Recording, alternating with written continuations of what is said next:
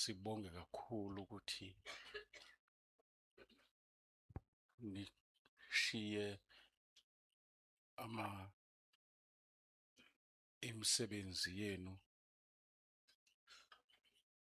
ebalulekile ngabe niyayenza nizochitha isikhathi in the presence of the Lord. Uthi uJesu kubafundi bakhe beningenakulinda nami ihora libili. Sometimes we can be very busy for God and never be busy with God. Siyambonga uNkulunkulu nangalo mkhuleko. Tshela umakhelwane uyabingelela njalo mfundisi ungacabanga ukuthi useyashuma. Yeah. Uyabingelela nje. Yes.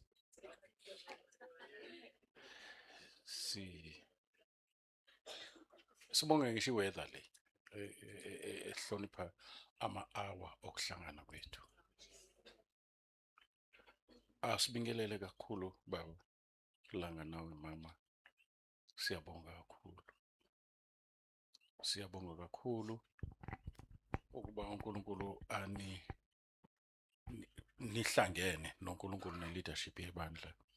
Niboneke kuhle ukuthi sibe izikhulumi noma ke umbhobho kaJehova ukukhuluma inhliziyo yakhe ekuqaleni konyaka. And ngiya-understand ukuthi iviki lomthandazo, iviki eli-special.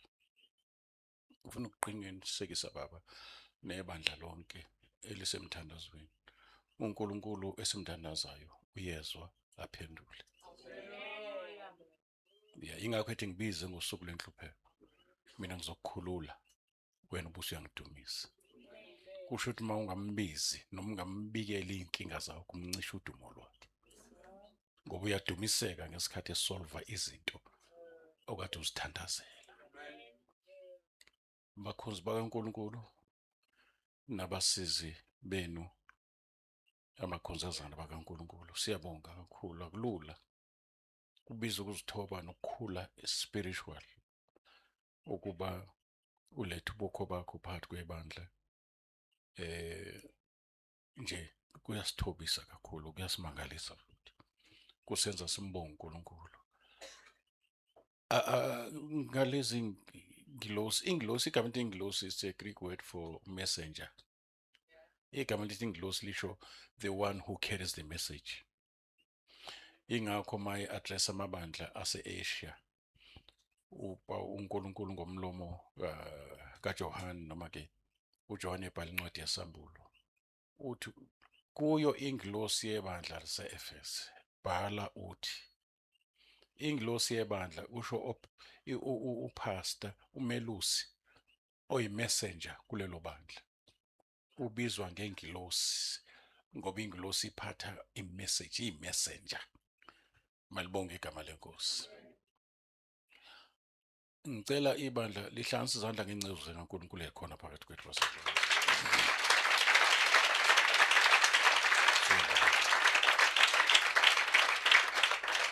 Siyabonga kakhulu bazalwane siyabonga.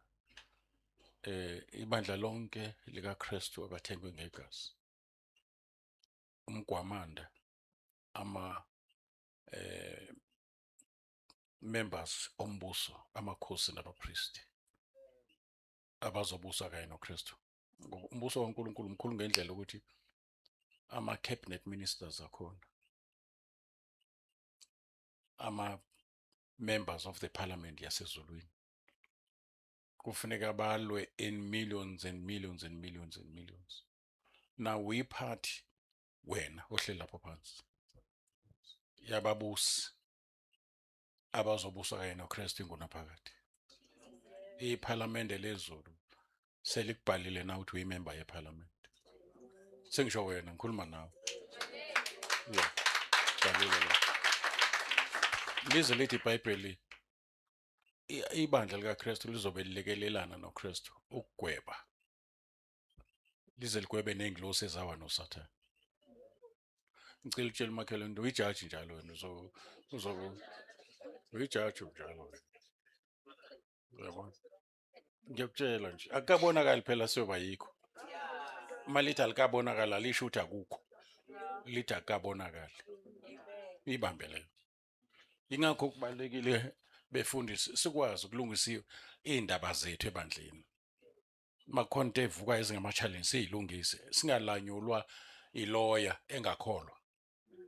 Izolamula abazalwane. Ngoba kusasa sobe sigwebe ingilosi. Yebo, singahlulwa izinto zasebandleni kanti singabagwebi nababusi nabapristi. Ngokwesesontweni ke umpristi umfundisi, kodwa ngokwase insindisweni umpristi umuntu ovuma uJesu. Once uvuma uJesu kuba abe inkosi nomsindisi, awugcini kuba umntwana kaNkulunkulu, umpristi. Ingakho si-intercede. I-intercession umsebenzi wompristi. Yabo, intercession awuthandazeli wena othandazela abanye. Uyabanxusela, ungena ngegazi likaJesu kuyingcwele ngcwele. Uyoma phambi kwesihlalo somusa. Yabo, ngesikhathi uthandaza sokuphuma emzimbeni spiritual. Uyoma phambi kwesihlalo sokhosi kwezasemazulwini indawo. Kuguqe nje umzimba la, kodwa wena uphambi kwenkosi emthandazweni. Thandaza ubaluleke kabi. Bengishilo kizolo into ezintathu ngathi yizwi, umoya nomkhuleko. Kubalulekile lezi zinto kufanele zigcizelelwe ku-2026. Sinabantwana bethu ke sihamba nabo ke, nabo siyahlonipha abazalwane bavo. Benthe ubabani konje? UbabThabethe. Okay. Right. Yeah, ubabThabethe bazalwane siyabonga nomama okwakhe. Kuyasithobisa kakhulu ukuhlonishwa abantu bakhulu laba bantu. Ungaboni besidriver njengathi mhlawumbe bakhulu. Nami ke ngithi kungcono ngidrive bona. Manje ngendlela abakhulu ngayo kuyangithuthumelisa. Bafuza uJesu. Owageza inyawo zabafundi emkhulu. Sibashayisana. Bakhulu. Ngeke ngimtshele bakhulu kanjani. Bese ngibingelela isiphalala sami ke bazalwane mama Mahlaba. Ngiyibonela. Yabona, wathi intombazane encane ka-16 years. Manje kufanele uyiphathele kahle into zakho ukuze usihlale zikhazimule. Mayithi 39 years sishadile. Manje vele ubuka ukuthi ngathi uyena nje o39. Nangomunye ethi uyayibona.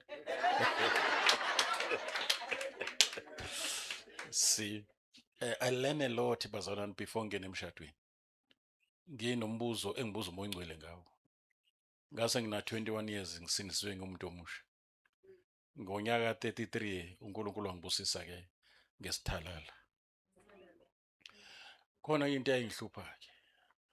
Kwenziwa yini abantu bahlukane umshado ichitheke kangaka? Uyazi wathi umoya ingcwele? Wathi umoya ingcwele bayasamukela isipho sami somshado because uyisibusiso. Kodwa imanual yakhona bayithathi. Yeah, mawuthenga ama-gadgets, noma uthenga ifridge, noma uthenga istove, noma uthenga imoto, inencwajana yakhona ekufundisayo ukuthi i-operate kanjani lento. So wayesethi umoya ingcwele ke balahle indaba yemanual. Imina owenza wesilisa nowesifazane. Umshado i-idea evela kimi, futhi umshado kumina uyi-covenant. Awuyona i-contract. Ngokwasemhlabeni i-contract, ngokwasezulwini i-covenant. Uyisibonakaliso sikaKristu nebandla. Yeah. So uKristu nje uyi-role model kimina. Indlela engembuka ngayo ephethe umfazi wakhe oyibandla. Ngifunda ukuthi nami kube indlela engiphatha ngayo umfazi wami. Njengoba kuthiwa madoda athandana umkeni njengoKristu ethanda ibandla. Yebo. So uyi-role model kimi uKristu. Ngibukela kuye ukuthi uphethe kanjani ibandla lakhe. Bese ngiphatha kanjalo umfazi. Kwangisiza ke ngafunda ngayihlupha abazalwane. Ngafunda ukuthi uyabona ngafunda ngaze ngafunda izinto ezincwadi ezisecular. Just nje yini mehlupha psychologically, physically, and yini mehlo phakathi kumuntu wesifazane nomuntu wesilisa? Ngingena nje nokho sengihlomile sengiyifundile imanual okwenze ukuthi-ke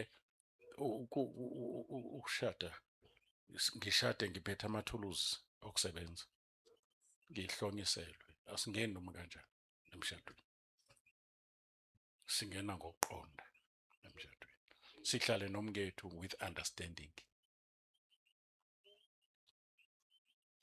uyazi irole yakho as a man uthi wena la uyinhloko umele uKristu kulomshado njobe inhloko yebandla and inhloko yendoda uKristu inhloko kaKristu ubaba noKristu unenhloko yabo yeah hayi ukuthi umfazi ofuna abe nenhloko umfazi inhloko yakhe indoda inhloko yendoda uKristu inhloko kaKristu uNkulunkulu yabo sonke singaphansi sonke sinenhloko sonke akufuneki ke ekhaya kube khona inhloko engenanhloko yabona kufuneka ekhaya kube khona inhloko engenanhloko kodwa-ke so ikhuluma loo nto uma size nje inkonzo yabashadile nabasezoshada in fact ebandleni kufuneka ibekwe kungakayiwa ndawo ibekwe nje kubantu abasha ukuthi kungenwa kanjani emshadweni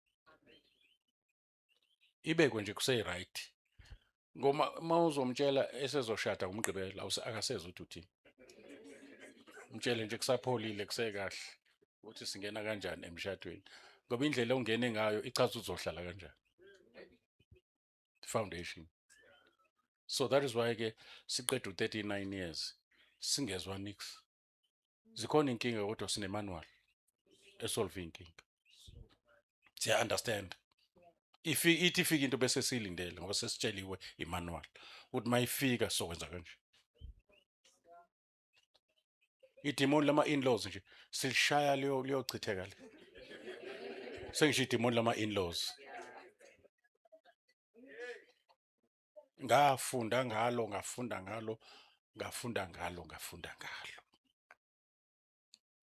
bayazi nje abasekhaya kwaMahlaba ukuthi asidlaleli lapha asisondeli lapha noma kanjani uma konke abayifunayo abezi kimi baya kuyena yabo uma kukhona engifuna ukuyishushumbisa ngiyise ekhaya nginika yena ayihanjiswa yimina babonga umakoti bangabongi mina ibe ihanjiswa yimi imini efuna ngimfake emndenini ngoba ubonwe yimina umndeni awumazi nasebandleni kunjalo ke bavundaba kune-tendency yokuthi umfazi athathwe noma kanjani sengisho unkosikazi kamfundisi kubonga umfundisi kuphanyisa umfundisi wenze wonke umfundisi umama angabonakali thuphi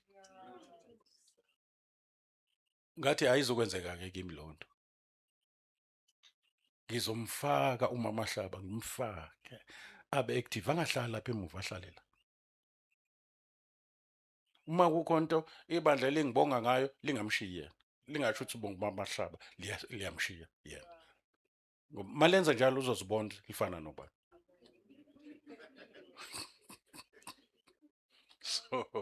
so so nje nasebandleni ngimfaka angenathi shi ngoba mangakwenzi lokho umfazi wami uzogcina esekhompyutha nebandla yayizwa loo nto ya yabo and-ke ibandla akuyena umfazi wami umfazi kaJesu so isono mangizothanda kakhulu ibandla ngaphezu komfazi wami ngoba nje ngibhizi nokuthanda umfazi womunye umuntu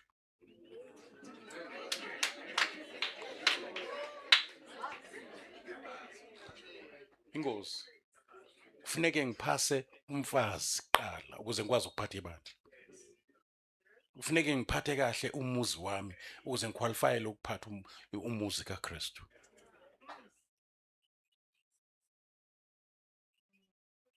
and ngiyayibalekela nale yokuthi abafazi abasenkonzweni bathobe kakhulu kimi kanti abawathobeli amadoda angiyifuni loo nto ningangimushi ningayenzi nje loo nto ufica umama ethi yebo mfundisi, ngiyakuzwa mfundisi. Mangifikele kwakhe kuphuma izitsha eziphuma ngokhisimusi. Indoda idlele eplatini leplastic. Kodwa makufika umfundisi kukhishwe lezi ezisebhokisini izitsha. Ningakuke ukulinga uyenze kimi lo nto. Indoda inkulu kunomfundisi, indoda yakho. Amaqinisa ashubile akulona ubisi lolu. Ukudla okuqinile lokho engikhuluma. Noma lento ibanga ukuthi amadoda angasindiswa. Angeze enkonzweni.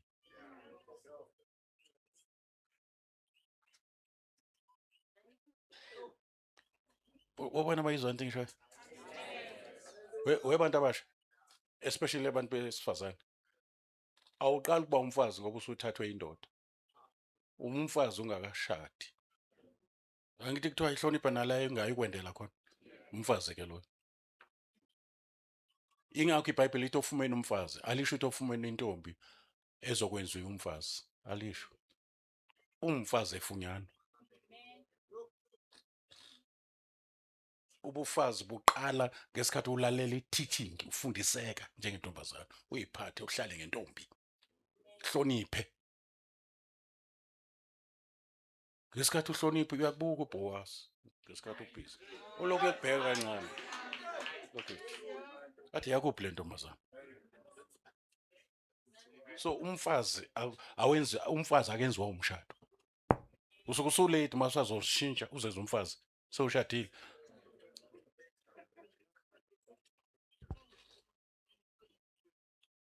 Zincane ke insuku bengizoke ngiyikhulume nje lezi zinto. Ngoba impungushe ezincane ezilizivini.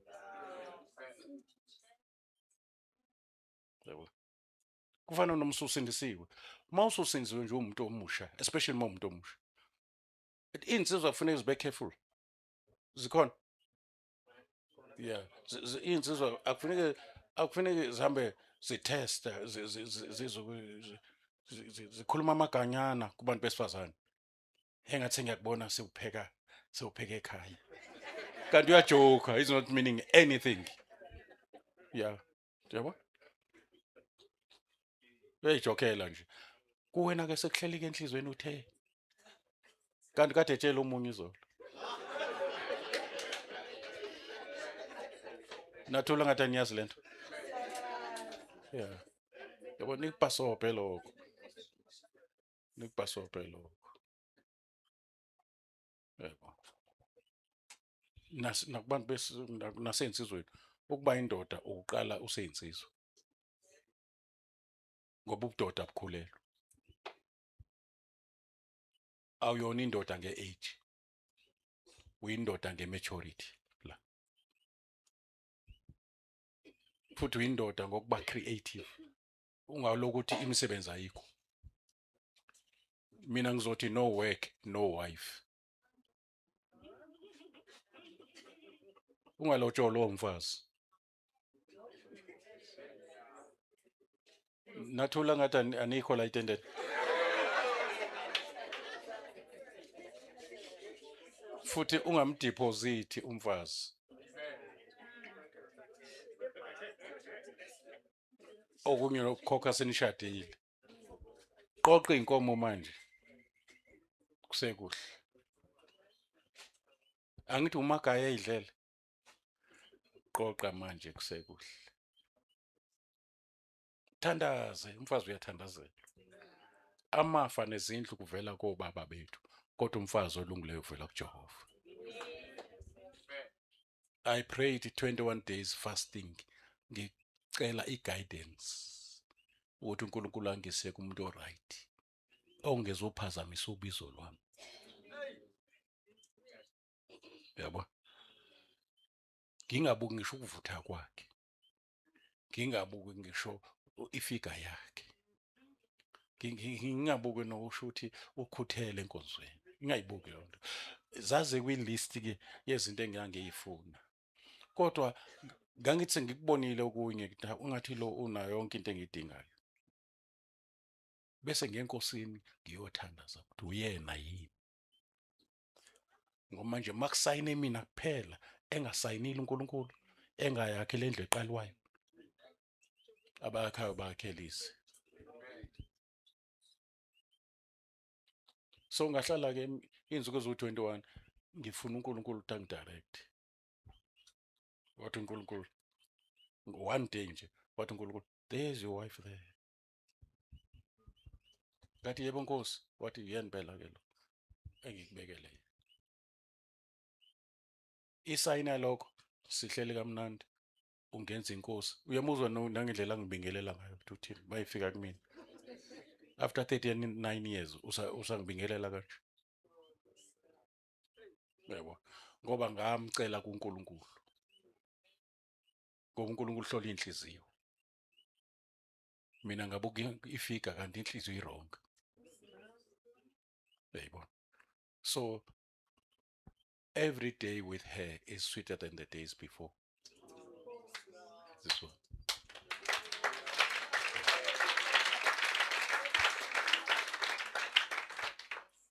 Umsizi kimi. Futhi uyinto enhle, ufumene umfazi, ufumene into enhle. Futhi uyi-crown. So ngazimisela ukuthi ngizombiza ngendlela izwi limbiza ngayo. Noma enye into ungakayiboni kuye kodwa ngoba uthe uNkulunkulu ngizomenzela umsizi, kusho ukuthi kumina-ke ungumsizi ngoba uNkulunkulu usho njalo. Ngizosho ukusho kwakhe. Futhi ngeke ngisho ngimkhace, lithi iBhayibheli ungamkhaci umkakho, kusho ukuthi ungakhuluma amagama adilizayo. Khuluma kahle. Mphathiso kwesitsha esifayo. Uzokuphatha kahle. Uzokunika indawo yakho. Nezulu lizovula mawuthandaza uzwakala umthandazo. Ngoba mangixabene nomfazi, ngihlukumeza umfazi, mangithi baba uthi uNkulunkulu ubani lo othandazayo? Akenibheke. Kuthi uMahlaba, wo valani, angikuningi. Kuthiwa iyathiyeka imithandazo uma singalungisile ekuhlaleni. Noma ungangivulisa ngomthandazo, sesiyocela uMahlaba asivulele inkonzo ngomthandazo. Oh baba ngiza kuwe nale bandla lakho. Umfazi uhleli phansi uthi ukuba bayamazi ukuthi ekhaya bekwenzakalani ekhaya. Yabo. Yebo. So kungisizile-ke bazalwane lokho. Ngiyanihlephelela kancane nje uphisa omncane ukuthi nani nithole eniktholayo. Into emnandi ukuhlala enkosini.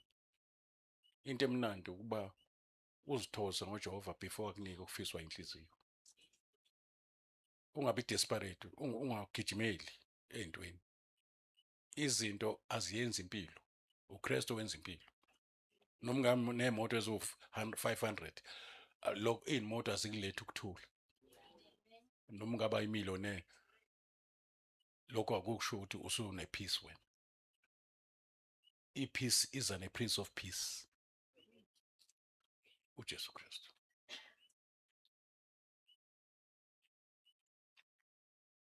Obana bayizwa into ngisho.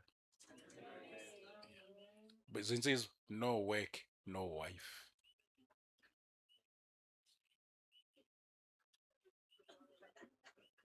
Ngoba ilobolo akulona lokuthenga umfazi, ilobolo. Ilobolo i-test esho ukuthi ingane yabantu ayizolamba. 1.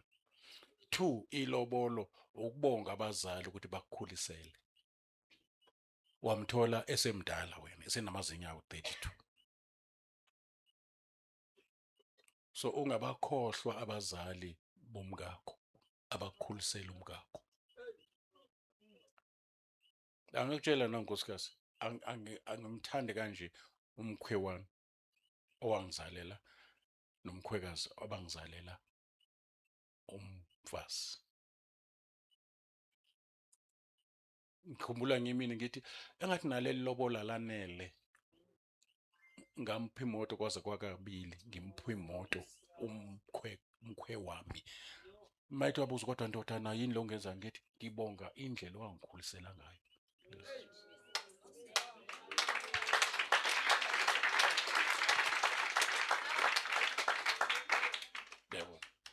ayipheli inyanga singayihambisanga igross.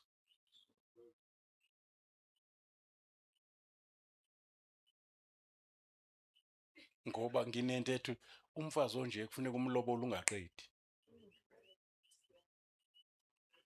And ngiyazi ukuthi njengoba ngenza kanje ngiyaskora kuye.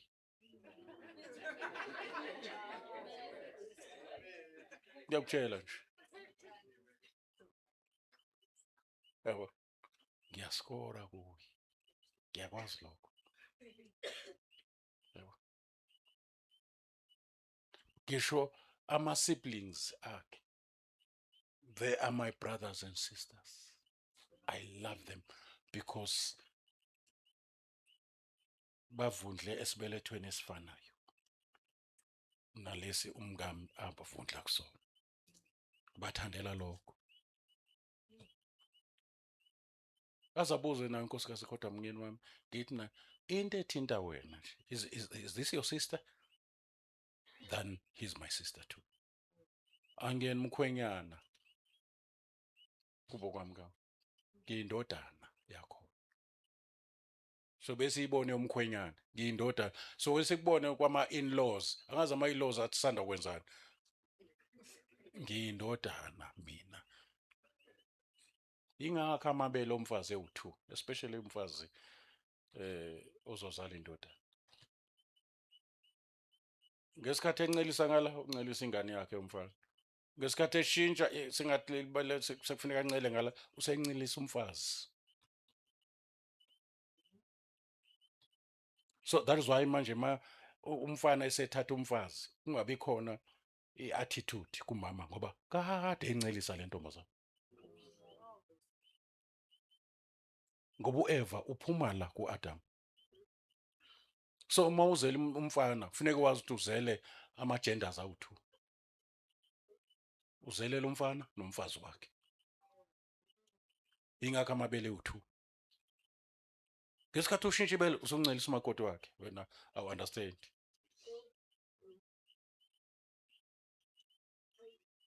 Ubona ukuthi siyayizwa lento.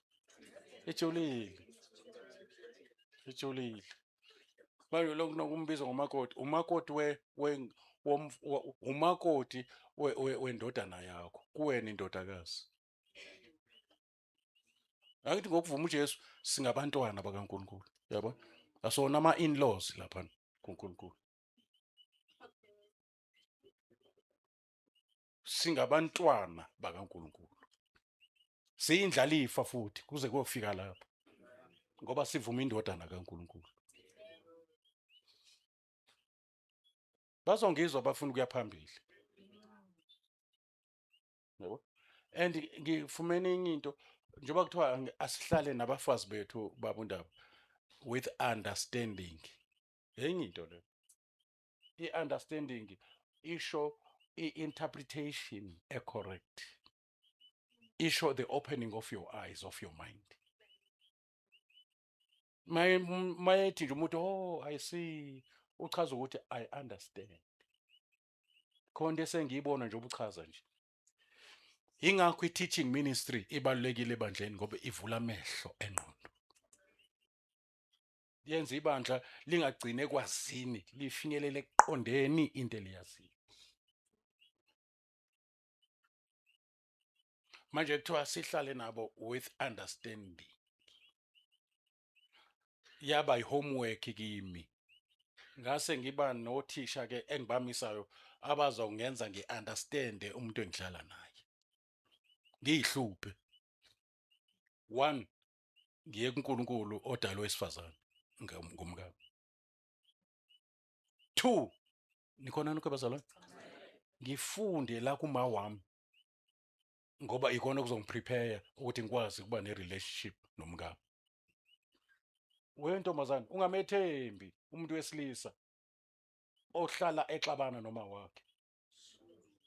Akeze ukushiya masehleli nawe.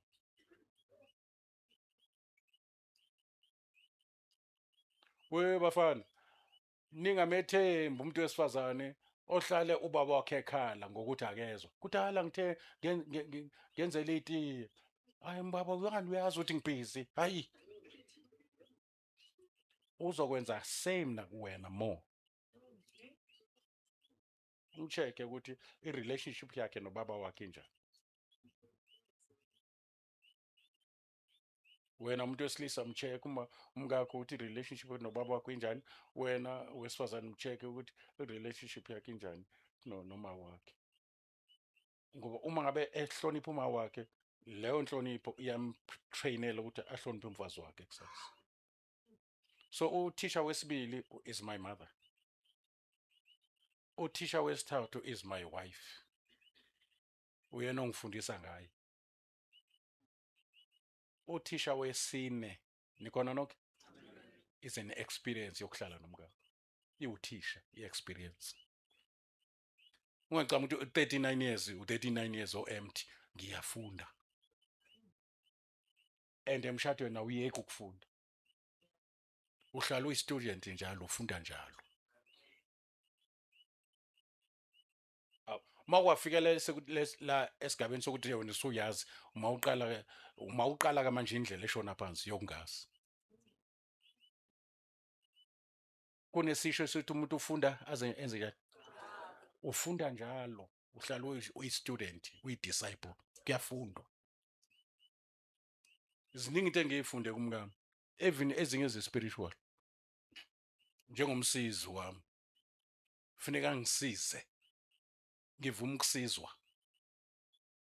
And emnandi mangisiza une-manner of approach, ngoba ukhuluma nenkosi yakhe. Akhuluma nje noJabulani nje. WeJabulani ukudla kuyaphola, mina ngizokulinda wena. Yabona? Ama-2000 ke lawa khona.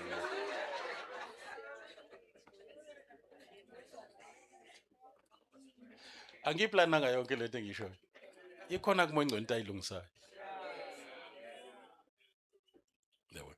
Sisifundise lapha ukuthi asithandazi masinyathelene, sithandazi. Letha lona ukuzoshumayela.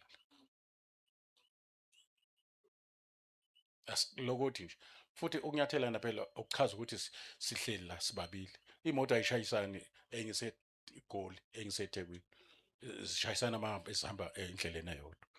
Sithintane, kulungiswe insurance ilungise yonke lonto. Qhutsheko. Hanjwe.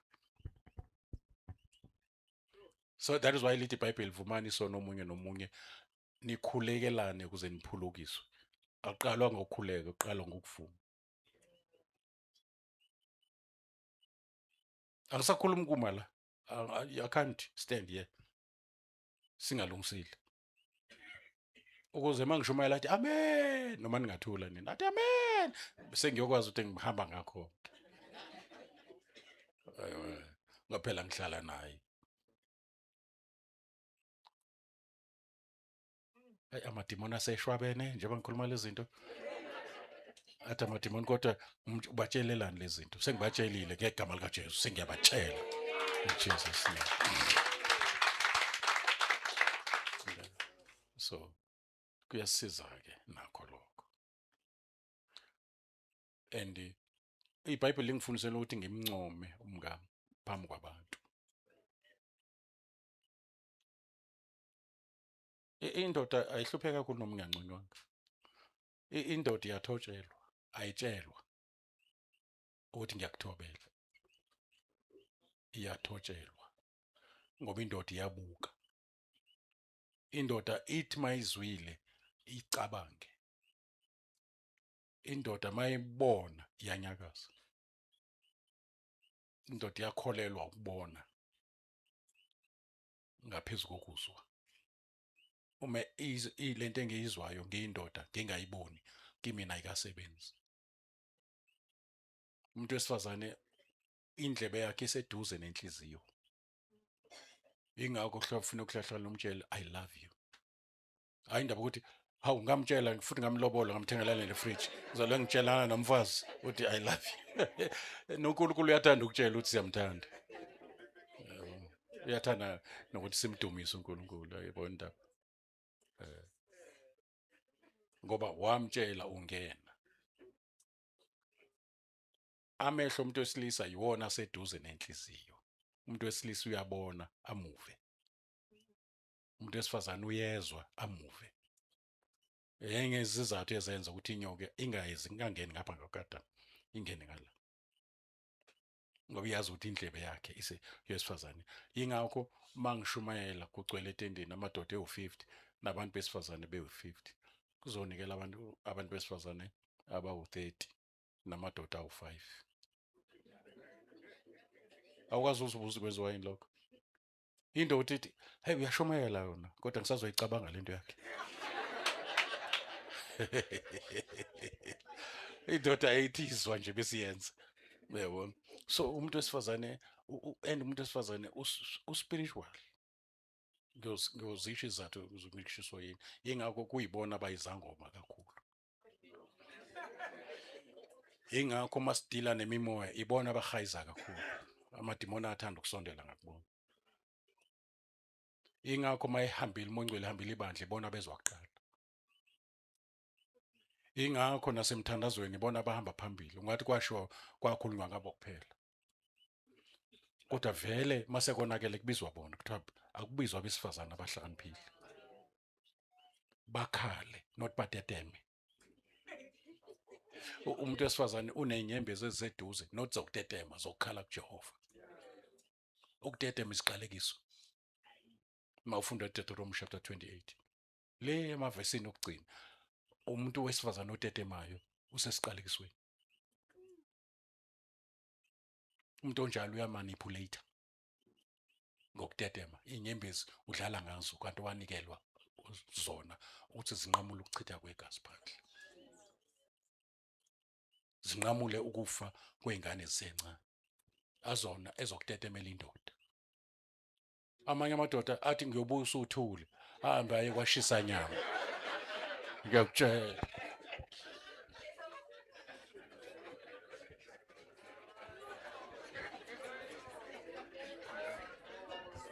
Angiyabona ke. Ngoba nje ukhala endaweni eronke. Kuhle ukubika into inhlungu yakho kumuntu wesilisa. Kuhle. Unayo ishoulder to cry on. But the best shoulder to cry on is Jehovah God. Ingakho ethi ngokuzwila ukhala kwabantu bami. Ingakho ethi abesifazane beze bakhihla isililo. Endaweni eright, uHana wasikhihla endaweni eright. I don't think wayiqala ukhala.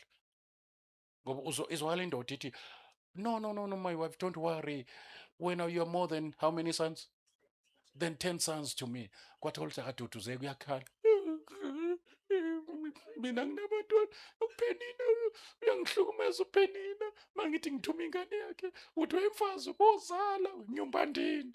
Yabo manje akhale endodeni lutho ingane ayikho. Uthe ukubakhala ethempeni yafika ingane. Ukhalaphi?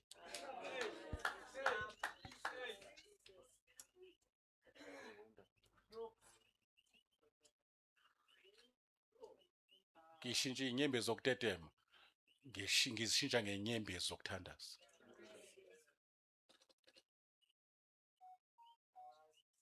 Futhi yabona mangathi indoda yakho ilungile ngathi ithanda uNkulunkulu. uSathane uyasirobha lapho thina abantu besifazane ngokuthi siteteme. Sithathe for granted. Kanti ngonyama le. uNkulunkulu uyithemile kanti iyi-wild animal. Yaba yi-domestic animal. Ungadlali. Phathe kahle indoda yakho. uNkulunkulu kubambela ibhubesi engabe liyakuhlukumeza. I-gender based violence iningi phandle. Endikhulunywa ngabesifazane nezingane, amadoda akhulunywa ngawo. Uthi nawo ayahlukumezeka. Ngeke kuvele usuke lumfazi engenzanga lutho. Ikhona ke lento osukuyenzile nawe. Ya, ikhona eBhayibhelini lonto. Ikhona ivesi. Ikhona ivesi elishoyo. Uthi konto oyenze ibisidemand induku. Manje sisizwa ukuthi ke thina amadoda esikholwayo asakwenzi lokho. Siyathula kodwa ubuzwa ukuthi ahambe kahle la enhlizweni. Yingakho lithi iBhayibheli umfazi othethayo, okhuluma too much, ukwenza uphume kungcono ukuhlala phezulu kwendlu.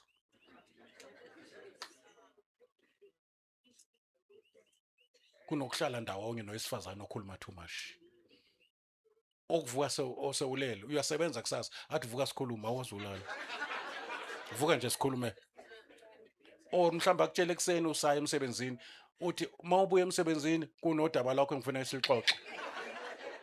Uzusingomshini lapha ukuthi kazini.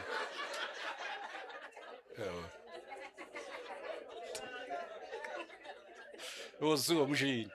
Udaba lwani cha sobona uyobona sesibuye.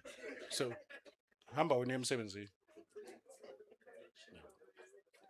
And manje lento usathane uyayikhanda ngokuthi nokukhula kwethu sibuzalwe kuma dysfunctional families.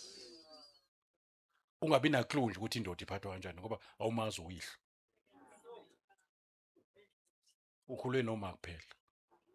Wakhula ngegrant. Uyazi usathane wenzani lapho ucreate lophu uhlobo lesizwe.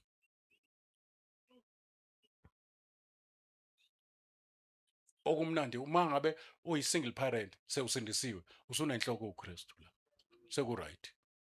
Kulandawo bezothatha umyeni wakho uKristu oyinhloko yebandla usewuyena ungumyeni wabafelokazi noyise wentandane. Kunjalo umthetho wakhe. Umkhulisa umntwana abe yinto abe udokotela.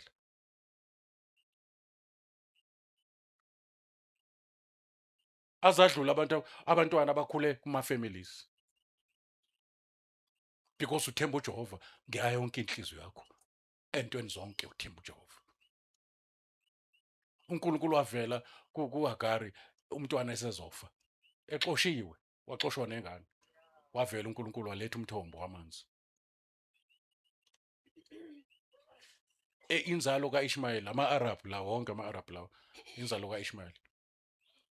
Imoto zethu zihamba ngalowo mthombo sokuyi-oil manje. I-oil silanda ezweni kaIshmael. Lo mthombo waqalwa amanzi usumthombo kaoil manje imoto ziduma ngomthombo kwa. Ngoba uNkulunkulu uthembekile. uAbraham wanika uHagari isigubhu samanzi. uNkulunkulu wamnika umthombo wamanzi. Yazi uNkulunkulu unikana kanjani uNkulunkulu? Yes. Ingakho uNkulunkulu engafuni uthemba abantu bazokunika isigubhu samanzi. Themba uJehova ngayo yonke inhliziyo yakho.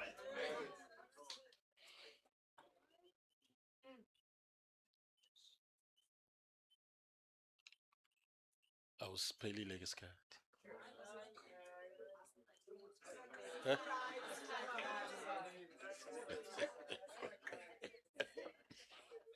Khona bathi awukaqali nje. Obana bathi yakhiwa.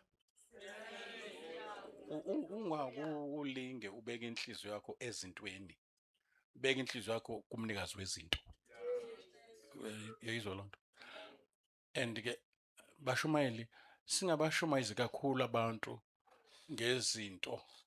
Sithi sindiswa uzothola imoto, uzothola indlu, uzothola sihambisa izinto phambili, sishiya umbuso ngemuva. Kanti iBhayibheli lithi asifunani umbuso kaNkulunkulu nokulunga kwakhe.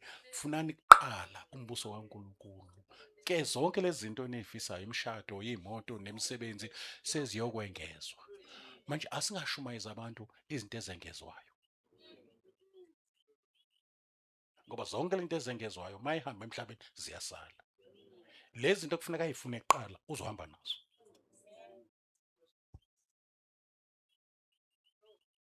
Zizokwengezwa siphezulu umbuso osukhona. Yabo? I-kingdom lapho senziwa khona amakhosi nabapristi sibusa kanye noKristu. Sibuse kulomhlaba sinqobizwe. Yabo? Noma sihamba sezulwini siyongena embusweni nombuso usuqala wangena kithi. Yabo? Nikeni lama minute nje ambalo bazalwane. Ngifuna sibone ibandla. Njengoba bengithembisile izolo. Eli ready ama qualities ebandla eli ready for the coming of Jesus. Because let me tell you this, sisizukulwane sokugcina thina before uJesu abuye. Izwi lenkosi lithe lesisizukulwane esiyobona lezi zinto zenzeka asiyudlula kungenzekanga konke. Including ubuya kwenkosi. Mangisho njalo ngichaza ukuthi singabe sisafunda bantwana. Singabe salungiselela ikusasa. No, angisho kanjalo. uJesu uthe mayenza umfanekiso wathi occupy till I come. kwakusho umphathi ekhuluma nezisebenzi ethi do business until I come. Ingakho uma uJesu ebuya kuthiwa abanye bazobe belele, abanye besemasimini, abanye bevuka begaya. KwaJuda ke ugaya kwenziwa ekuseni, ukulala ebusuku, ukusebenza emini. Manje umhlaba uwuround nje. Ma uJesu ekukhala icilongo kuzobe kusebusuku kwenye iphathi yomhlaba, kusemini kwenye iphathi yomhlaba, bevuka kwenye iphathi yomhlaba, ngomhlaba uwuround. Kusho ukuthi ke amanye kuthiwa ke bazobe besebenza. Kusho ukuthi uJesu makhala icilongo noma ubhizi uthi 1 + 1 + 2 makhala icilongo fe uvela ukuthi kunyamalala phambi kwengane, ngoba ukwenza konke uready, usuku nehora laziwa. Ngijabulile nje last year makuthiwa ngoSeptember 23 uJesu uyabuya noma kanjani akangafika ukuze kubonakala ukuthi asibhedi masithi usuku alaziwa. Asibhedi okwangempela, kwaziwa isizini. Uma ingena isizini njengoba ngena ihlobo nje awuzungaba nalo usuku lizoqala nini ukuduma, kodwa into oyaziyo ukuthi usuku isizini yokuduma kwezulu. Ukuthi nini hayi noma ungayibala yonke iminyaka izibe u20 uzothola ukuthi aliqali ngedate efanayo izulu ukuduma makufika ihlobo. Kodwa abantu bakhona bahlale beready emasimini, baya abalindi ukuthi lize line. Kunenyoni nje ekhalayo, khona inyoni esikhule thina kuthiwa ithi Michael ithi phezu komkhono, inyoni efika ngentwasahlobo izotshela abantu ukuthi igeje esandleni. Kodwa ukuthi izoqala nini lidume line akwaziwa, kodwa isizini yona isiyasho. Izimpawu lobutshani kade bumhlophe sebeyaqala bahlaza. Uqhakaza komkhiwane uJesu akhuluma ngakho okwakusho ukubuyisela kombuso kwaIsrayeli. Nikhona abazalwane? After 2600 years uIsrael ethathelwe umbuso, thina u300 years la sathathelwa umbuso ngo-1652.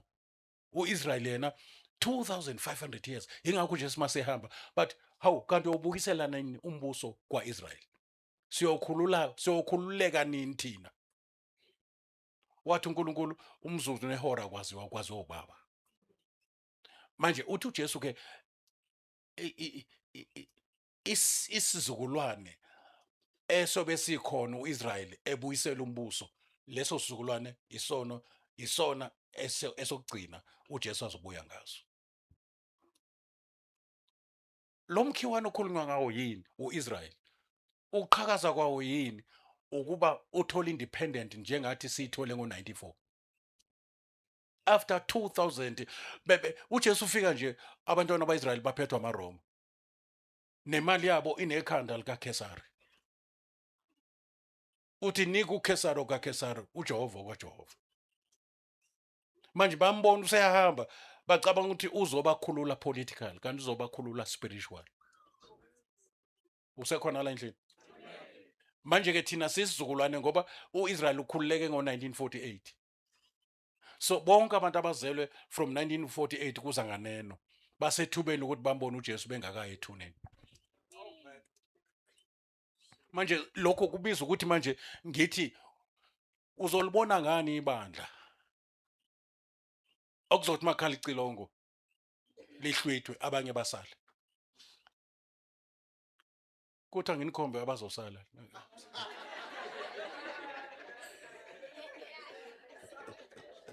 Glory to Jesus. Hallelujah. Now, uJesu la kuma Efesu chapter 5 ukhuluma ukuthi amadoda athanda umkabo njengoKristu ethanda ibandla, uzinikele ngenxa yalo. Ungayifunda lo verse. Then bese lithi lapha First John chapter 3. Ayinibheke uthando olungaka senzelwe ukuba sithiwe singabantwana baNkulunkulu. Iqhubeke ifike endaweni ethi manje singabantwana baNkulunkulu. Bese ithi ke akabonakali esiyoba yikho, kodwa sesiyikho kusafihlwe ngaphakathi enyameni yethu. wayichaza nge-salvation yokukhazinguliswa sibe nomzimba ofana nokaJesu. Wathi already leyo nkazimulo sesinayo la kumuntu wangaphakathi ozelwe kabusha, kodwa sekusele uyiphumela emzimbeni yethu sibe nemizimba emisha. Manje uma seyiphumela emzimbeni sesinemizimba engasagugi, engasaguli, engakhathali, imizimba ezophila 500 million years kodwa ingagugi. Ile salvation ebizwa kuthiwa i-glorification. Nikhona bazalwane? I-salvation eza noJesu weza okokuqala amaHebheru asho njalo, chapter 9 verse 20. Weza okokuqala ngenxa yezono zabaningi, that is 2000 years ago. Uyeza okwesibili kulabo abamlindile. UJesu akezele nombani uze kwaba ready. Ingakho kozokwenza ngokuphazima kweso. Usekhona? Uzathi ukufika kwakhe uzofika njengesela. Isela lisho ukuthi ngizofika ngizontshontshwa namhlanje. Yabo? So that is why kubiza ukuthi uhlale wena ulindile. At any time uJesu angabulele. Ingakho kufanele uhlale nje right. Lithi iBhayibheli abanalelo themba, lize lithi uma ibonakala sofana naye. Yithemba lelo esinalo nesikholelwa lona. Asikholelwa nje into engathi shu. Sinethemba ukuthi after this life kuyenzakalani ngempilo yethu. Eyizo lonto. Now abanalo ke lelo themba bayazihlambulula. Ithemba lokuthini mayibonakaliswa bazofana naye. Kusho ukuthi abalali bexabene. Abana muntu abathi nje over my dead body I will never forgive that person. Baklini bageziwe ngesigezo sezwi. Bahambe ebungcweleni lobe bebuthandazelo sifike la ngosuku ngolesihlanu. Sifika umama ethandaza strongly. Ethandazela ubungcwele bebandla. Ngoba mawuzoshada ugqoka ingubo emhlophe. Lithi iBhayibheli lapha chapter 19 masijabule sithokoze ngoba umshado wewundlu usufikile nomkalo uzilungisile. Izisho kamnandi ngesingisi his wife has made herself ready. Ingakho manje uJesu mayibuya uza kwabamlindile. Into engenza ngazondi umuntu nje ngenziwa ukuthi nginethemba. Leli themba ngilitholi ngokuthi ngizenze ngibe ngcwele. Lifike lona kuqala kimi. Yilona elingenza ngizenze ngibe ngcwele. Ake ngenze umzekelo. Mawutshela abantwana bakho uthi silungiseleni kusasa siye eThekwini. Ngiyanikhipha. Siyodla kamnandi so endaweni ezimnandi so mhlambe endaweni ethile siyobona nezilwane makuyindawo enjalo. So ngo-8 siyasuka. Ngibanikani labo bantwana? Ithemba. Sekufanele manje ngiyobavusa. Bazosivukela ngoba balale bengalele. And okunye ngizobatshela ukuthi abageze abagqoke kahle kuzokwenza bona benzizwa ithemba. Ithemba lizobenza babe clean. Ithemba lizobenza bavuke. Ithemba lizobenza bageze noma bengajwayele ukugeza ngaleso sikhathi ngenxa yethemba bazogeza ngaleso sikhathi. Ithemba lizukwenza balibala ukuyodlala ibhola kuhanjwa. Bazotshela ngisho abangani ukuthi hayi lesi sikhathi njalo ukuthi nifike nisidlale ngiyahamba namhlanje. Ithemba likuhlukanisa nabangani aba-wrong. Ithemba likwenza uyigeze uhlale uready. Ngeke umthumi makoti esehleli kanje sekusobaphuma ekhaya esegqoke ezimhlophe uthi wesithokozile awuyongithezela inkuni. Ngeke umthumi uthi ayotheza esethithivative esegqoke ezimhlophe zomshado. Nikhona bazalwane? Ngeke usamthinta ngenye into. Ifocus yakhe manje kumnyeni. Nathi lithi iBhayibheli unikwe ingubo emhlophe umakoti esho imisebenzi elungileyo. Khanyani phambi kwabantu. Ukuze babone imisebenzi emihle besebenza njani? Badumisa uyihlo bayazi ukuthi awuzenzeli ukuthi kube nje. Kunoyihlo okwenzisa lezi zinto ezinhle. Awufunde ngibo. Chapter 5 verse 25. Verse 25. Yes.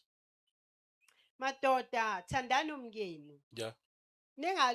Njengalokhu noKristu elithandile ibandla. Yes. Wazinikela ngenxa yalo. Yeah. Ukuba lingcwelise. Ukuba wow, imake. Uba alenze njani? Alingcwelise. Yes, alingcwelise. Kunobungcwele obulethwa uKristu kuwe. Kunobungcwele buka John, 1 John chapter 3, abanalelo themba bayihlambulula. Yes, qhubeka.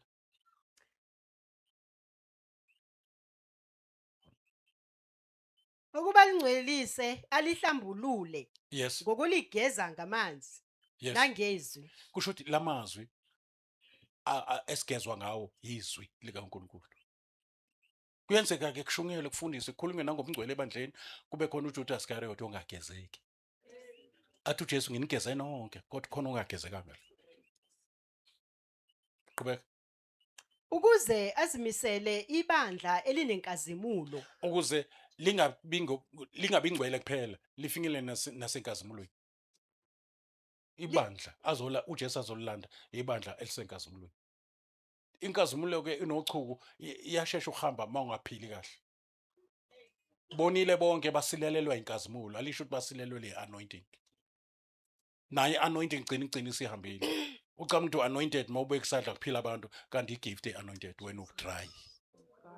Ngo egcineni uzothi angiphilisanga yini abagulayo ngegama lakho athi uJesu angizange ngenazi angikwazi. Oh but ngasebenza ngegama lakho kodwa wasebenza ungaziwa. That's very important. Qhubeka. Lingenasisihla nambimbi. Lingenasisihla nambimbi azifani lezi zinto. Isihla into ethu noma ugqoka into emhlophe ibe nento edot nje mhlambe tomato sauce ithe nje kancane la. Amehlo abantu ashiya yonke le ndawo eclean ayobuka le ndawo. And umbimbi kusho ibandla eseligugile. Eligugu othandweni. Nikhona bazalwane? Aging church. Eselu museum. Emuseum kuma izinto ezayisebenza namageja. Yabona? Nenqola nje zonke izinto ezayisetshenziswa kudala asasebenzi manje. Imoto zo 1914 seyithule. Ibandla once ulifike lapho selifike egugeni ligugile. Kuthiwa ngekhathi zethu kwakungenje. uNkulunkulu wayigijima phakathi ebandleni. Sekwenze njani manje? Ibandla ligugile.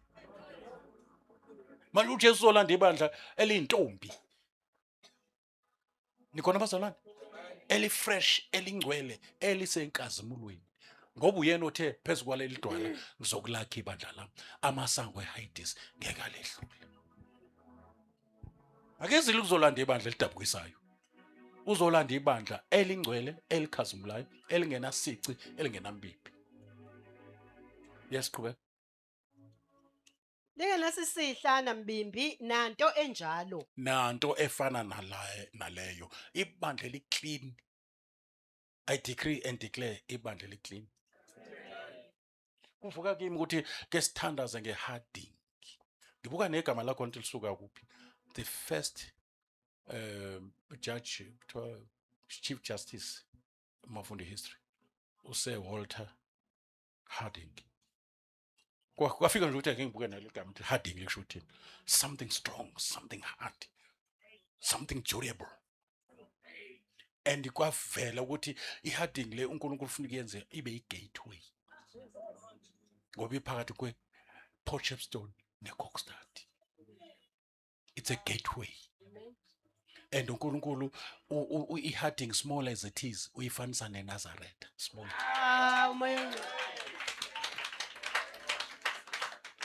INazareth ilapho uJesu ekhulele khona. NeBethlehem wayengazalelwe eJerusalem, the capital city, kodwa wazalelwe eBethlehem. Uthi uMongcwele, you must name that town, that small town, Nazareth. And Bethlehem. Igama Bethlehem lisho house of bread. And Jesus is the bread of life. and uNkulunkulu nenjongo ngale ndawo. And kusemthandazweni ukuthi sithandazele abaphathi. Sithandaza lina le ndawo. Sithandazele kube le ndawo uyabona mawukhipha amadimoni uthi ngegama lika Jesu Kristu waseNazaretha phuma ubiza uNazaretha. Awusho ukuthi ngegama lika Jesu waseJerusalem. And iNazaretha yayaziwa ngobubi. Kwaze kwathiwa ikhona into enhle engaqhamuka. Namhlanje ngizosho kwi-office lami lobupostoli ngizothi I'm here to establish intando kaNkulunkulu le ndawo.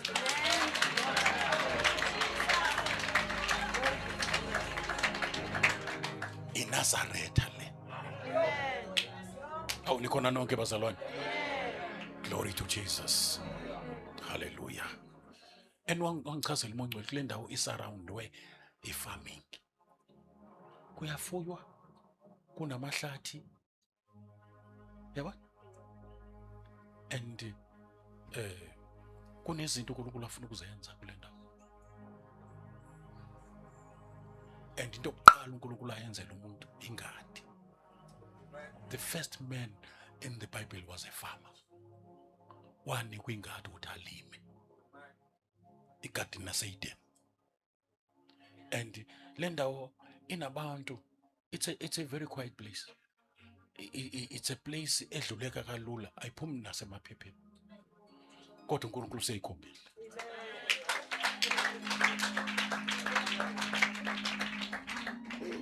Kufanele kuzwe kuNkulunkulu uma kuzo-relocate kule ndawo. Ngoba uzoba senkingeni. Emveni ubuso uhambile, uNkulunkulu uzokwehlisa ifavor la kule ndawo. Kufanele kubuze uNkulunkulu urelocate ngoba kusho uNkulunkulu. Ungahambi noma kanjani. And kunamathuba uma uJesu delaya engabuyi, kunamathuba azovela kule ndawo. Kuzophela sengiyishilo lento nangu unkosikazi ufakazi. Nginakho ukuthi ngisho ngendawo engifike kwenye indawo ngathi kunemayini engiyibona yavulwa ngempela. Kwenye indawo ngafika ngathi la kuzoba nemall, kuzoba ne-development including imall. Kanti khona ola okuthiwa city engineer wayini mamahla kanti ngikhuluma nje ukhona vele basemalungiselelweni okwenza lonto. eNamibia kwenye indawo kuthiwa iseSwakopmund sasinemvuselelo khona eNamibia. Wathi uMongcwele tshela laba bantu sasinenkonzo yasebusuku nasemini. Wathi uMongcwele kuzophela abantu aba-attend inkonzo yasemini ngenxa yokuthi kuvuleka amathuba omsebenzi. Yaqala iSwakopmund yadevelopa singakahambi second. Kwaphela inkonzo ka-10 esasenayo. Nje uMongcwele eprofethile. And le ndawo iyabadinga abantu abathandazayo. Njengoba nithandaza nje ningayiyeki indaba yokuthandaza. Ibandla liyi-gateway. uJakobe ngesikhathi ecamele etsheni ebona isikhwelo esisuka ezulwini size emhlabeni, wabiza le ndawo ukuthi iBethel. Wayesethi this is the gateway of heaven. Izinto ezisuka ezulwini zize emhlabeni ziqala la before zisakazeke umhlaba.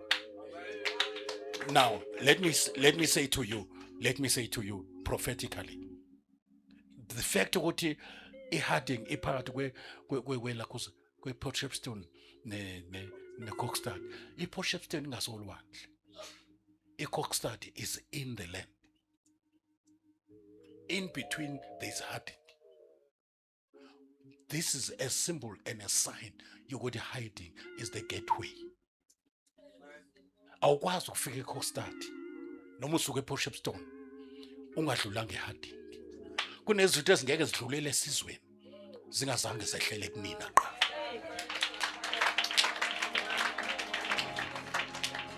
And iyazwakala imthandazo yenu. Uyezwakala ukhala kwenu emakhosombeni lanikhala khona. Kufikile ezindlebeni zikaJehova. And he's going to do something about them. uNkulunkulu avusa amadoda nabesifazana abazothi give us this town. This town belongs to Jesus. Abazoyihlwitha emkhathini kwi-priest demon yomkhathe ebhekele nebeke uSathane ukuthi ibheke iHarding. Siyayethula esihlalweni sayo sobukhosi. The territory is belong to Jesus. and uNkulunkulu abanye phakathi kwenu uzobahambela strongly kuma families. And uMongcwele ngimzwile ekhuluma ngenceku yakhe, ukuhlupheka is not a blessing. It can be a test sometimes. Kutest ifaith yakho, but it's not God's intention ukuthi uhlale hlupheka. Ingakho ethi uDavid uJehova ngibaliswa mjobe egodini angikweswela. Hallelujah. Athi uDavid ngake ngamusha sengimdala angizange ngibone olungileyo esho uJehova nenzalo yakhe ihamba iphansi isinkwa hamba icela. Siqalekisa yonke imoya because poverty can be spiritual. Poverty can be generational. Yonke into uyayenza wena kulungile utho. Ezinye izinto ubhizi uhlasela umoya ka almost there. Into zakho zonke uma seziyanga sekulungene ziyahlehla zibuyele back to square one again. Yonke into iqala masizolunga iyahlehla iyawuvala lo moya ngegama lika Jesu.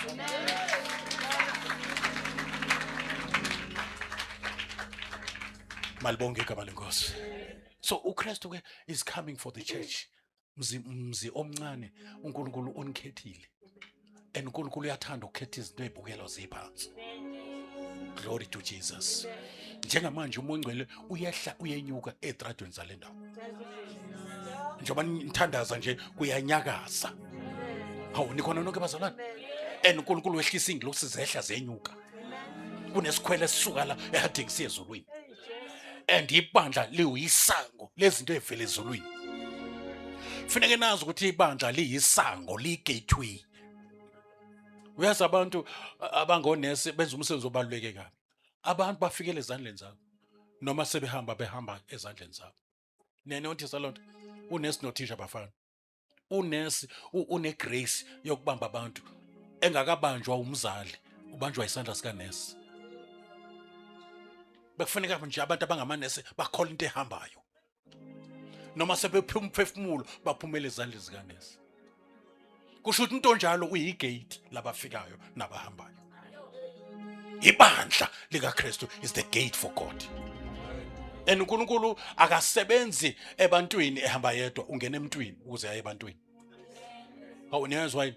Mayithi nguJehova wanikhulula eGibhite usho ngoba wasebenza ngoMose. It is illegal for God ukuthi mayizosebenza abantwini kuhambe yena yedwa engahambi nomuntu. uNkulunkulu yingakho ethi ngafuna umuntu okuma esikhaleni akangamfumana labhubhizwe ngoba ngimfumana umuntu engizosebenza ngaye. Asivumi kuba ama-gloves akhe, asivumi kuba i-overall yakhe ayigqokayo. uNkulunkulu agqoke wena ayosebenza umsebenzi egqoke wena. Malibonge igama lenkosi. Ithandiwe le yabona le mvuselelo le izokwenza ihadi ingaphindi ifane. Ngishilo la insukwini ngathi the very fact ukuthi masiqala siphuma nonkosikazi kulo 2026 siqale ngehading inento yokwenza lonto. Inento yokwenza lonto. Your life will never be the same again. Whether the devil likes it or not, your life will never ever be the same again.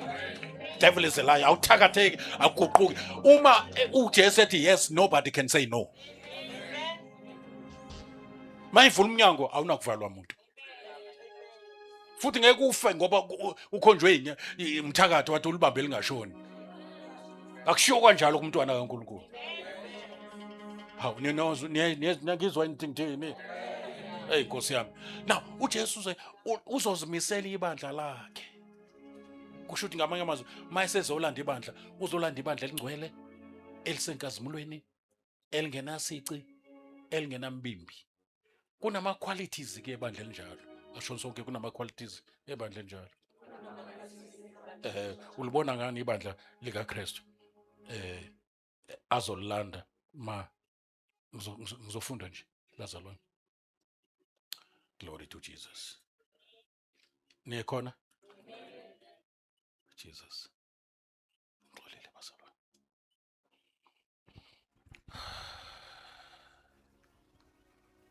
Zelwe kabusha abangabantwana bakaNkulunkulu ngoba ngeke bangene embusweni bengazelwe kabusha. Ngithi kuwe ngeke bangene embusweni bengazelwe kabusha. Ngizozibala ngiyisheshise lezi zinto zebandla athi uJesu uyalilungisa yena ngesigezo sezwe.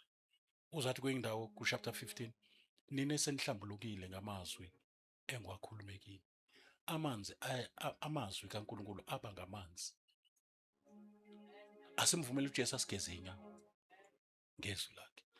Anti amazwi kaNkulunkulu aba inkemba futhi. Abe isibani futhi sendlela. Nikhona bazalwane? Isibani senyawo nokhanyawo endleleni. Amazwi kaNkulunkulu ayizinto eziningi, ayisinkwa sokuphila. So uNkulunkulu mayekhuluma wena usesinkweni uyadla.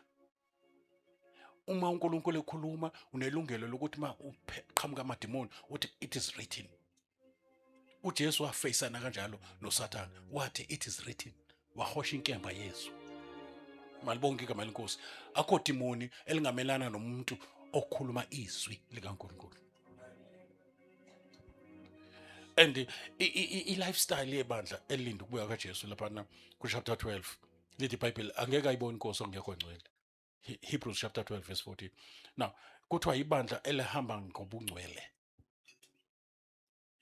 ibandla eliphila ngokukholwa. The just shall live by faith. Amehlweni abe kumqalisi nomphelo sokholo lweni. Nokuphila esikuphilayo sikuphila ngokukholwa kukaKristu wazinikela ukuba beyinhlawulo. So the just shall live by faith, not by sight, not by feeling, not by emotions, by faith. And ibandla zolanda uJesu ibandla elinothando lokuthanda uNkulunkulu liphinde lithanda umakhelwane, meaning uthande any person that is next to you. And kubalulekile njengebandla masimthanda uNkulunkulu sithandane thina. Charity begins at home. Before siphumele ngaphandle, uthando lwethu maliqale kwabendlu yokukholwa. Kuyezwakala bazalwane? Ibandla elinde uJesu elinde ubuya kaJesu ibandla elithandaza libe watchful. Watch and pray. Libe alert. Lingabi ibandla kwi-spiritual slumber elilele. Intombi ezilishumi zayilinda umyeni zaze zozela zalala. Kubuhlungu ukubona ibandla selilele spiritual. Kwehla izinga lokuthandaza. Abazalwana sebesebuthongweni bakhonza ngesonto kuphela. Bayakwazi ukuhlala bezondana for months and for years. Kusho ukuthi bagqoka amapijama labo bantu abayigqokile iveyili kamakoti.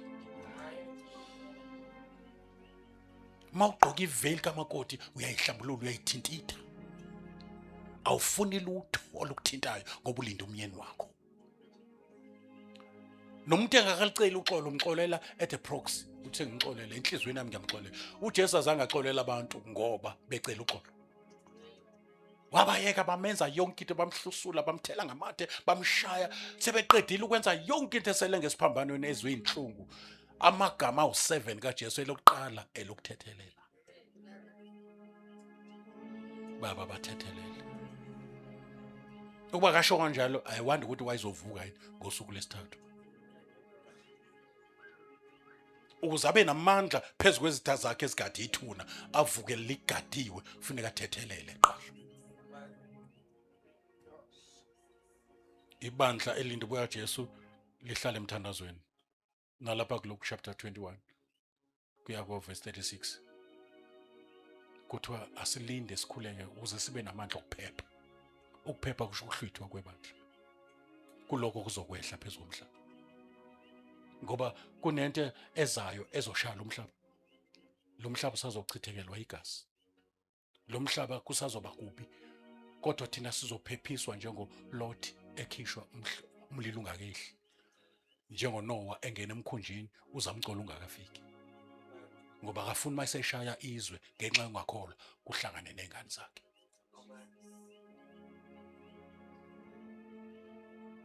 Ibandla elihlala elinenhliziyo ephendukayo, repentant heart. You must be quick to repent and return to God. Ibandla elinyamekela imfundiso ephilayo. Uthi uPawulos mayikhuluma noTimothy uthi shumela izwi kwisikhathi noma ngesona isikhathi, ngoba kusisikhathi la bengezuyithambela imfundiso ephilayo, bazifunela abashumayeli babo abazoshumayela njengokubatshwa nokuthanda kwenyama yabo. Banemali phela bazomkhokhela umshumayeli, kodwa bafuna umshumayeli ozoshumayela into abayifunayo, hayi into abayidingayo. Ngoba ezikaJesu izimvu zilizwa kahle izwi lakhe. Ngesikhathi abanye bethi abukhunda amazwi behlubuka kuJesu, uPetro uthi singasuka kuwe siphi ngoba lamazwi thina siyaphila ngawo. And ibandla elinde buya kaJesu, ibandla eligcwalisiwe ngamandla kaMoya Ngcwele. Ibandla eligijima kwi-dimension yakwa-spirit. Ibandla elingasahambi ngenyama, elihamba ngomoya. Ibandla elingekho carnally minded but eli-spiritually minded. Ngoba iyahlupha ingqondo engabhidliwe ngamandla kaMoya Ngcwele. Iyahlupha ingqondo elawulwa inyama. Usekhona la endlini? Iveza umzalwane ocarnal, umzalwane wenyama, umzalwane okhubeka kalula kudube nenkonzo. Kodwa uyi-elder lo muntu, kodwa uyingane spiritual. Yabona mangakhulile awukwazi ubamba imfundiso kaJesu. Uthi uJesu nibusisiwe xa benithuka benizingela bekhuluma konke okubili, beqamba amanga. Ebesethi khalani ukuthi bakhulume kabi ngani? Khalani. Uthi jabulani nithokoze. Mawusukhulile ezwini, uyabona mawusukhulile ezwini uyakhala ukuthi uhlebile.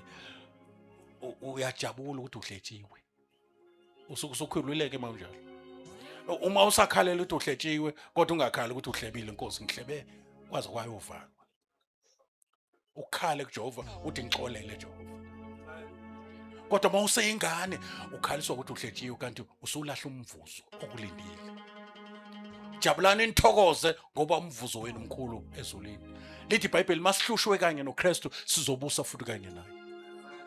Yabo alinakulinganiswa inkazimulo elinde abahlushiwe nengilosi mawufuna incwadi kaPetro ziyafisa nazo ukuthi zihlushelwe igama likaJesu ngeyihlukunyezwe nje ngoba zibona imqhele elinde abanqobile.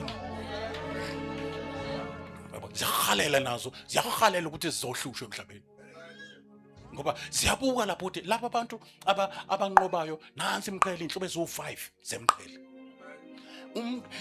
Umvuzo omkhulu ke elapho uNkulunkulu ethi khona ngesikhathi uJohane ethi ngase ngibona izulu elisha nomhlaba omusha. Usadlo shadlululwa ngomlilo ube ukhazimule umhlaba namazulu akhazimule ebese ethi unqoba yonke ngiyomenza adle ifa lakho konke. Uyayizwa lonto? Udle ifa lamazulu nomhlaba ngoba unqobile. Ungayifeli itest mayiza kuwe. Ngiyacela mntaka baba ungayifeli. Ngoba ngeke uNkulunkulu yabona njengoba sifundiswa nje emveni kwemfundiso kuzitest. Ya ingeza ngomzalwane, ingeza ngabathile emsebenzini kutestwa wena. Emveni kwetest kuzipromotion uNkulunkulu uyakuthatha akubeke kwelinye izinga. Yabona uJoseph watestwa. Emveni kokutestwa kwakhe waphasa. Watestwa even morally efuna umfazi womuntu. Wabaleka kwasala ibhanje. Wayesethi uNkulunkulu this one ngizompromoter lo. Noma efike foreigner eEgypt. Cisho ngathi eyikwere cisho ngakusho. Yabo. Ufike as a slave eEgypt ethengisiwe kodwa ugcine seyiprime minister. uNkulunkulu uyakupromoter mawuphasa ama test awaletha kuwe. Ungayidabula iquestion paper. Ibhale uyiphase with flying colors. Ubathethelele kungabi umthandazo kuphela kube impilo iphilayo usithethelele amacala ethu njoba nathi sibathethelele ungene nakule nathi sibathethelele.